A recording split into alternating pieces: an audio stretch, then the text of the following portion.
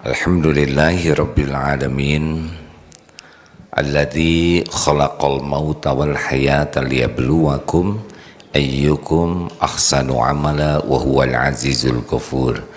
Allahumma salli ala sayyidina Muhammad wa ala alihi wa ashabihi ajma'in. Allahumma inna nas'aluka ilman nafi'an wa rizqan thayyiban wa amalan mutakabbalan. Wahai Allah yang maha menatap, karuniakan kepada kami ilmu yang manfaat, ilmu yang menguatkan iman, ilmu yang membuat hidup kami bermanfaat, ilmu yang mencegah kami dari perbuatan buruk. Karuniakan kepada kami ya Allah rizki yang baik, rizki yang mendekatkan kami kepadamu, rizki yang menjadi bekal pulang kami ke akhirat selamat, rizki yang membuat hidup kami bermanfaat. Ya Allah, karuniakan kepada kami amal-amal yang Engkau terima. Jadikan kesibukan kami menjadi ibadah kami kepadamu, dan terimalah ya Allah. Jadikan kesibukan kami menjadi bekal pulang berjumpa denganmu. Rabbana atina min ladunka rahmah wa hayyi lana min amrina rasyada. Amin ya rabbal alamin.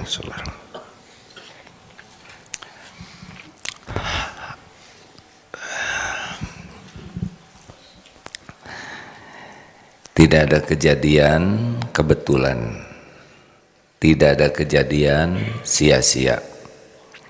Semua kejadian pasti ada hikmahnya. Orang yang beruntung adalah orang yang bisa memahami hikmah, sehingga setiap kejadian bisa meningkatkan iman, meningkatkan amal soleh, meningkatkan dakwah, meningkatkan sabar. Dari kehebohan yang ada di negeri Indonesia kali ini, kita bisa menyaksikan cukup satu patah kata bisa membuat urusan menjadi luar biasa. Para santri sekalian, ingat baik-baik ya, akhlak seseorang salah satu alat ukurnya adalah lisannya.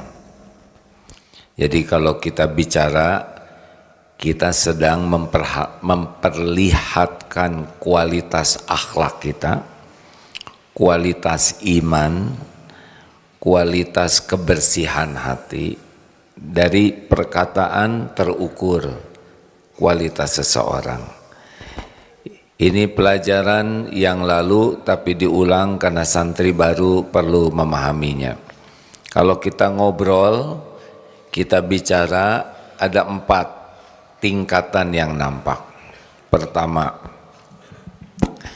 orang yang utama, falyaqul khairan aw liyasmut. Man kana yu'minu billah wal yaumil akhir falyaqul khairan aw liyasmut. Barang siapa yang beriman kepada Allah dan hari akhir, hendaklah berkata baik atau diam. Ini orang yang paling utama. Kalau santri akhwat nanti akan mencari jodoh, ingin jodoh yang baik, bisa dilihat bagaimana perkataannya. Orang yang berkualitas itu tidak banyak bicara. Tapi kalau bicara, bicaranya baik. Seperti apa bicara baik? Pertama, selalu terkait kepada Allah. Jadi orang-orang yang berkualitas imannya tidak bisa lepas dari menyebut nama Allah dengan ikhlas ya. Karena ada yang menyebut nama Allah untuk acting, tapi ini seperti lahar yang keluar dari dirinya, dari kepundan. Menyebut nama Allah itu benar-benar sesuatu yang keluar dari hatinya. Mudah sekali mengajak orang berzikir kepada Allah. Apalagi cirinya orang yang berkata baik, amar ma'ruf nahi mungkar. Jadi kalau bicara kecenderungannya mengajak orang jadi baik, dan mencegah orang dari perbuatan buruk. Ini orang baik begitu, tentu dengan adab dan cara yang baik. Apakah dalam menyikapi perkataan orang yang buruk, menyikapi penghinaan, tetap keluar kata-katanya itu kata-kata yang berkualitas kebaikannya. Ciri lainnya orang yang berkualitas setiap bicara manfaat, ilmunya manfaat. Tidak ada sia-sia perkataannya. Ada lagi cirinya solusi. Jadi kalau bicara bukan mempermasalahkan masalah, tapi jadi solusi atas masalah. Pokoknya orang baik, setiap perkataannya itu seperti untaian mutiara, indah, berharga, tidak ada sia-sia, orang akan mendapatkan manfaat. Kalau bertemu dengan calon suami seperti ini nanti atau calon istri, ya istiqorohnya lebih sungguh-sungguh, ini rezeki besar.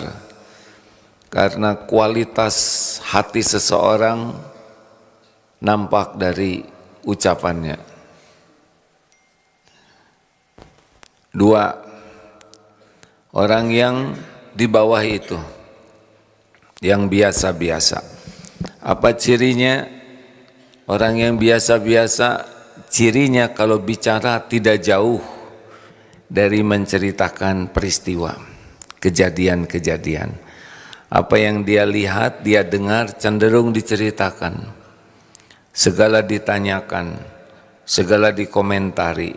Mungkin tidak buruk, tetapi akan boros dari perkataan sia-sia. Jadi orang yang di bawah yang utama itu adalah banyak sia-sianya.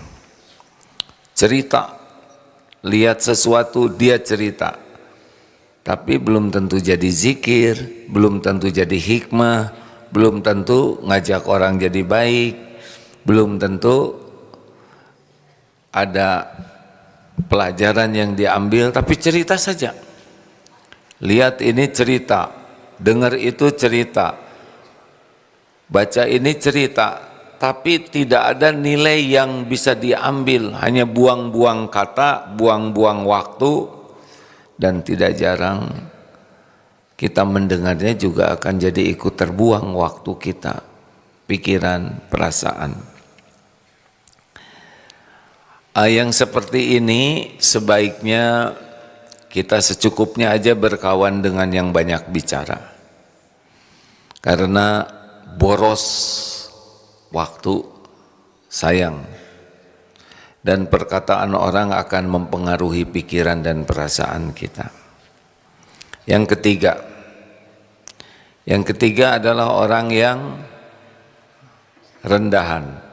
Utama cirinya adalah zikrullah,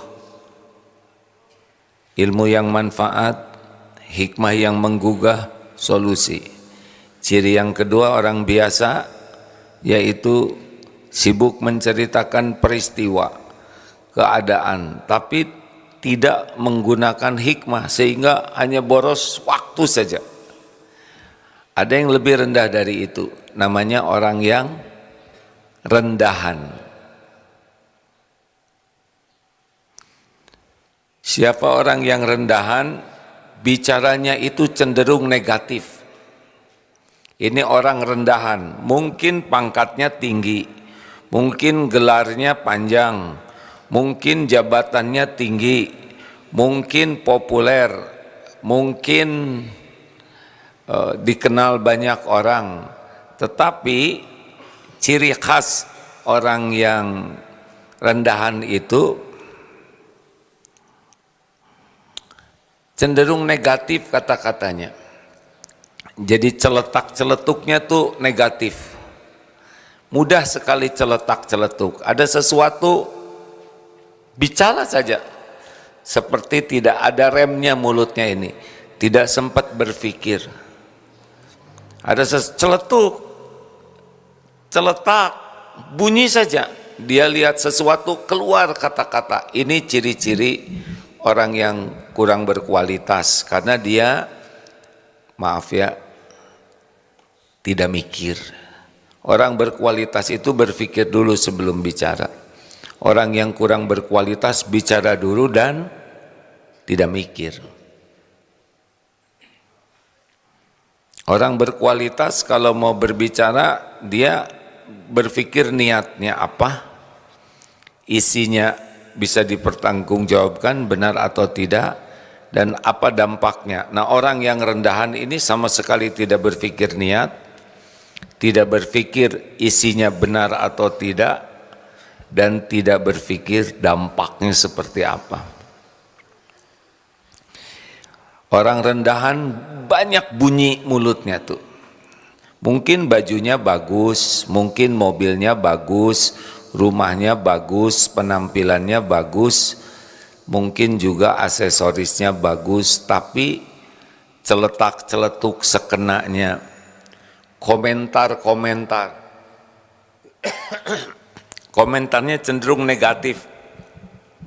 Pokoknya kalau lihat yang lain itu tidak jauh, kurang, jelek, salah, ya nggak ada bagusnya kalau lihat sesuatu tuh, negatif saja, negatif. Termasuk kalau lihat makanan pasti mencela, tidak sulit untuk mencela apapun. Lihat sesuatu yang dilihat kekurangannya, kesalahannya. Jadi tidak bisa lihat sesuatu yang baik tapi lihatnya sisi negatif. Dan cenderung cara penyampaiannya juga tidak enak. Jadi kalau nanya, pertanyaannya tuh bikin sakit hati yang ditanya. Kalau berkomentar, komentarnya tuh bikin nyesek. Kalaupun dia menjawab, jawabannya juga suka nyelekit, ya. Jadi entah gimana ini, keluarnya tuh nggak enak saja bawaannya. Lalu sering suka sekali berdebat dengan debat-debat yang tidak ada manfaatnya. Hal-hal sepele, hal-hal yang tidak ada artinya, berdebat jadi bertengkar. Perkara kaos kaki, perkara apa saja jadi bahan perdebatan, dan debatnya itu bukan mencari kebenaran, tapi debatnya itu hanya mencari kemenangan, memuaskan nafsunya. Jadi nggak enak, suasana tuh nggak enak, ya. Kalau orang yang kurang bagus hatinya, dia itu tidak enak hatinya dan membuat orang sekitarnya tidak enak.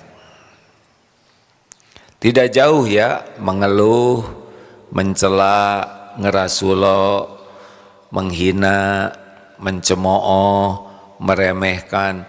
Pokoknya hidupnya itu hanya memuaskan nafsunya untuk ngejelek-jelekin dan nyakitin orang. Mungkin tidak diniatkan, tapi karena sudah kebiasaan buruk seperti itu. Jadi wajahnya tuh kemerungsung, ya, seperti kerucut ke depan. Lalu kita juga jadi malas ketemunya. Karena kalau ketemu pasti nggak enak. Malas ngobrol dengan orang tersebut karena ngobrolnya tuh pasti jadi nggak enak. Males WA-an, komunikasi karena nanti kata-katanya tuh bikin nggak enak. Ciri orang yang hatinya tidak sehat ya seperti itu. Karena dia sakit, tidak enak hatinya, tidak enak maka menyebar ketidakenakannya tuh. Memang begitu. Semuanya berasal dari hati. Ada lagi yang keempat. Yang keempat namanya orang yang dangkal. Kenapa dangkal? Orang dangkal ada cirinya, yaitu saya, I, aku, gue, ogut, ik, anak. Jadi kalau orang yang dangkal itu kalau ngobrol tidak ada yang dia pikirkan dari obrolan itu selain dirinya, memamerkan dirinya saja. Dia ingin agar orang lain tahu siapa dirinya, tentu saja pakai bumbu bohong ya. Kalau orang sudah banyak cerita saya dan dominan sekali ini saya itu mesti di-upgrade lah. Jadi dibuat lebih bagus, karena kan tujuan orang-orang dangkal ini adalah orang lain jadi tahu, kemudian mengagumi dirinya, memuji, menghormati. Maka kalau dia cerita, dominan menceritakan dirinya, pengalamannya, sekolahnya, pendidikannya, kemudian wawasannya, keluarganya, hartanya, bisnisnya. Diri aja yang dia pikirkan tuh supaya orang lain tahu dan kagum, dan cenderung ditambah-tambah. Ditambah-tambah selain berat badan biasanya yang tidak ditambah ya. Pokoknya ingin agar orang jadi kagum kepada dirinya. Ini bohong ya. Dan bicaranya tuh gampang sekali, khas sekali saya. Tidak berarti setiap perkataan saya itu buruk, tapi kalau dominan saya itu akan ada rasanya ya. Nama saya Aagim itu masih normal ya. Saya akan berangkat ke itu masih normal. Tetapi kalau sudah sayanya dominan, gini ya, sebelum ada saya, nah ini daerah kacau balau. Lalu saya pikir ini harus jadi bagus. Oleh karena itu dalam benak saya pikirkan dan saya membuat rencana, lalu saya usahakan rencana itu terrealisasi. Saya suruh teman-teman saya, dan terus sayanya itu dominan supaya ketahuan bahwa ini tuh hanya karena dirinya lah jadi baik, idenya lah, bahwa ini perjuangannya, pengorbanannya. Saya yang lain nggak ada. Jadi obrolan itu intinya sih bukan mau cerita kemajuan, tapi mau menceritakan dirinya lah yang paling berjasa, paling hebat, paling berperan, paling berkorban. Khas sekali ini ciri orang kurang ikhlas ya.